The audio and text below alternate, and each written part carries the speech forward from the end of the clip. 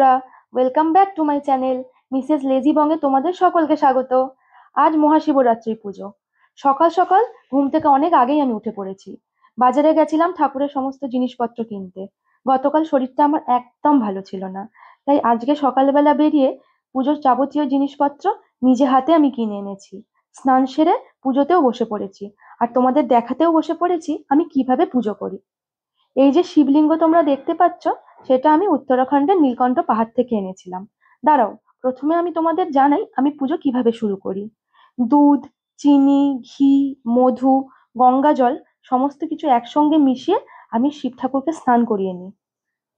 তারপরে যেটা বলছিলাম, এই নীলকণ্ঠ পাহাড়ে ঘুরতে গিয়ে হঠাৎই ওনাকে আমার চোখে পড়ে।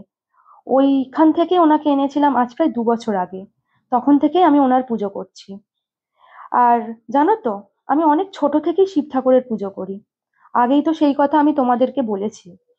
প্রতি সোমবার শিব ঠাকুরের পুজো করা আমার জীবনের একটা অন্যতম অঙ্গ হয়ে গেছে। তাই যবে থেকে শিব ঠাকুরের পুজো শুরু করেছি, তারপর থেকে শিবরাত্রিটাও আমার কাছে অত্যন্ত গুরুত্বপূর্ণ। ছোটবেলায় তো অন্যরকম ভাবে শিবরাত্রি পালন করতাম।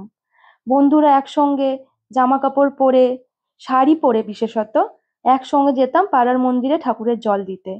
তারপর সারা দিন না খেয়ে উপোস করে থাকতাম, সেই রাত পর্যন্ত। দাঁড়াও, এরপর আমি আমার শিব ঠাকুরকে আমাদের সিংহাসনে আগে ভালো করে বিরাজমান করে নিচ্ছি।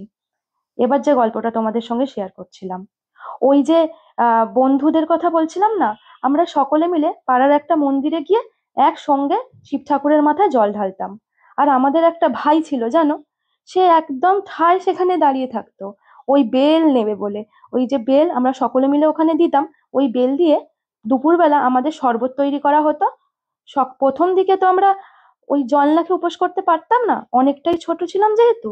তাই দুপুরবেলা বেলের শরবত খেতাম, বিকেলবেলা আবার একসঙ্গে সকলে মিলে জল ঢালতাম, ঢেলে আর আমাদের রাত্রেবেলা মায়েরা বাড়িতে লুচি তরকারি সমস্ত কিছু বানিয়ে দিত। তারপর যখন আস্তে আস্তে বড় হলাম আর এই পুজোর গুরুত্ব বুঝতে শিখলাম, তখন আমি বিনা জলে এই পুজো করতে শুরু করলাম। এই পুজোর প্রথম নিয়ম আমাকে আমার মাসিমুনিই বলেছিল, যে সকাল থেকে না খেয়ে, তার আগের দিনও আমরা পালন করতাম নিরামিষ একটা দিন।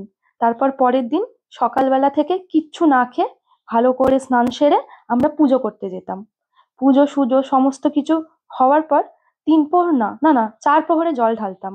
ঢেলে এসে একেবারে ঠিক রাতের বেলা আমরা খাবারের একবারই খাবার খেতাম, আবার সেই পরের দিন সকাল পর্যন্ত। এরপর দেখো, আমি আমার ঠাকুরকে বেলপাতা, আকন্দ ফুলের মালা, আকন্দ ফল সমস্ত কিছু নিবেদন করছি।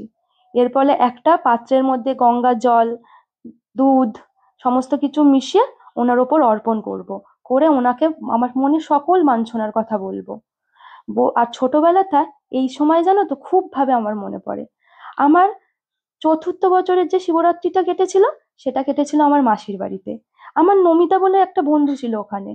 সে গ্রামের মেয়ে তো, সে আমাকে ঠাকুরের জন্য ওই ফুলমালা এনে গেঁথে দিত। মালা মানে আলাদা করে কিনে আনতে হতো না। আর ওখানে তো বেল ফুলের কত গাছ, কত ফুল, সেই বেলপাতা এনে সেইটা দিয়ে আমাদের পুজো করা হতো। আর আমি কারোর কাছে শুনেছিলাম যে শিব পুজো করলে রাত্রেবেলা ঘুমাতে নেই, তাই আমি সেই জন্য ওকেও জাগিয়ে রেখেছিলাম সারা রাত। মাসির তো সে কি বকা, যে রাত্রেবেলা কেউ জেগে থাকে, এরকম কোনো নিয়ম নেই। তবে ওই ছোটবেলাকার মন, বন্ধুকেও একসঙ্গে বলেছি, না জেগে তো তোদের থাকতেই হবে, বলে আমরা দুজন মিলে সেই দিনটাকে খুব ভালো করে পালন করেছিলাম। আর ছোটবেলা যেন আমি যখন পুজো করতাম না, একবার মায়ের কথা না শুনেই হাত পুড়িয়ে লুচি ভেজেছিলাম জানো। আজও সেই দাগটা আমার হাতে রয়েই গেছে। চলো, এবার তোমাদের আরেকটা গল্প বলি। আমি যখন ক্লাস 12-এ পড়ি, আমার হাজবেন্ডের সঙ্গে আমার প্রথম আলাপ। আমি জানতামই না যে ও আমার জন্য শিবরাত্রির ব্রত পালন করেছিল।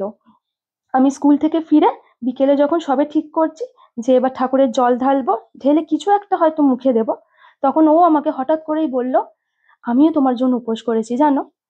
আমি তো সে অবাক, এই ছেলেটা না খেয়ে সে থাকতে পারে না, সে নাকি উপোস করেছে। আজও সেই কথাটা মনে পড়লে আমার বড্ড হাসি পায়। তবে একসঙ্গে দুজনে মিলে উপোস সেরে মিষ্টি খেয়ে পুজো ভঙ্গ করেছিলাম। আজও সেই দিনগুলো যখন মনে হয় না, মনটা খুব ভালো হয়ে যায়। এরপর বাকি ফল, যেমন কি বেল, কলা, তোমার আরেকটা যে কোনো ফল, যে কোনো 3টে ফল দেবার নিয়ম আছে তো, সেই কারণে যে কোনো 3টে ফল বা কিংবা 5টা ফল ঠাকুরকে অর্পণ করে আমি এখানে আমার পুজোর অনেকটা কাজ সেরে ফেলেছি। এবার আমার গোপু সোনাদের পালা। জানেন তো তোমরা যে শিব ঠাকুরের সব থেকে প্রিয় আমার গোপালরা, তেমন আমার গোপালেরও সব থেকে প্রিয় আমার শিব ঠাকুর।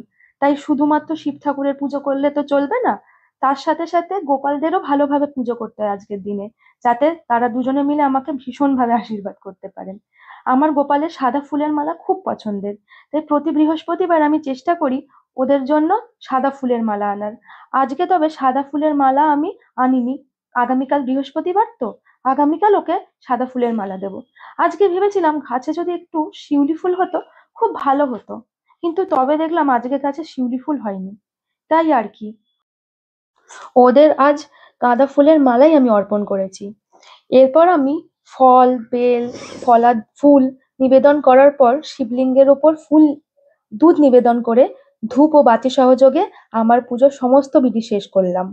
এই একই পদ্ধতিতে বিকেলবেলা আমি ঠাকুরকে আবার জল ঢেলে আমার উপোস ভঙ্গ করব।